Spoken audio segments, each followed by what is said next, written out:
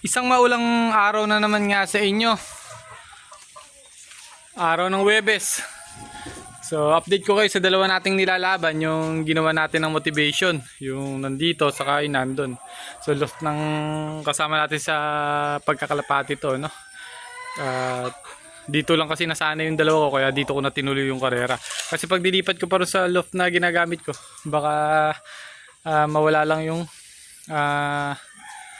pag-uwi nung mga kalapati or may stress, hindi umuwi ng maganda, ano, kasi mabibigla sila kung lilipat natin doon. Kaya hinayaan na natin dito, total okay naman. So ayan, nag-open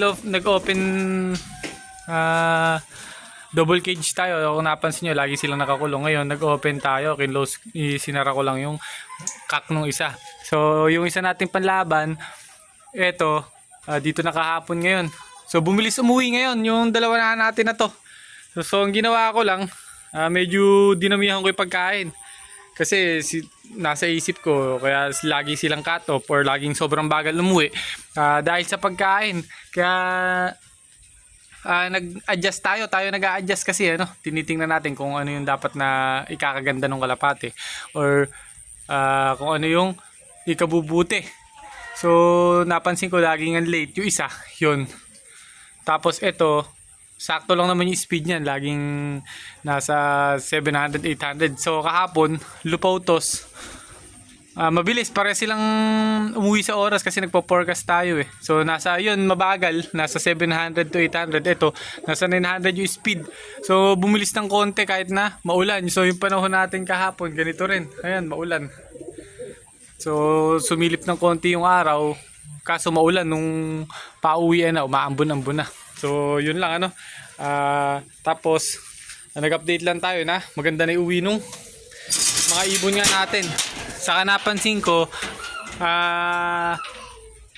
yung katawan nila hindi nagbago. So maganda yung nangyari nga sa pag-motivate natin at pag-condition nga natin sa kanila. So araw ng Huwebes, tinesting ko maglagay ng malunggay. So ayun, kinakain naman nila. Medyo nahiya lang, ano. So medyo crowded na rin dito yung loft nga natin na to. So eto, bago nga natin. Kaso ang gagawin ko dyan, pinalalakas ko lang tumuka, ilalagay ko sa loft ko dito. So dito kasi ako nagpapalakas tumuka ng mga young bird para pagka isinama ko sa mga old bird na matitikas ng kumain, hindi sila mapag-iwanan sa pagtuka. Kasi pagka kawawalay nyo lang to sinama nyo sa loft nyo na may mga old bird na masisibang kumain, hindi na madadali. Talagang laging mauubusan, mga ngayaya at baka magkasakit. So ganun lang sikreto ko pagka sa young bird, ano. So yun, nag-update lang tayo. Maganda naman yung pauwian. So yun lang, sana magtuloy-tuloy hanggang derby, hanggang dulo, makasabit tayo. So tinututukan naman na natin. So hanggang dito lang guys, ingat kayo guys, God bless.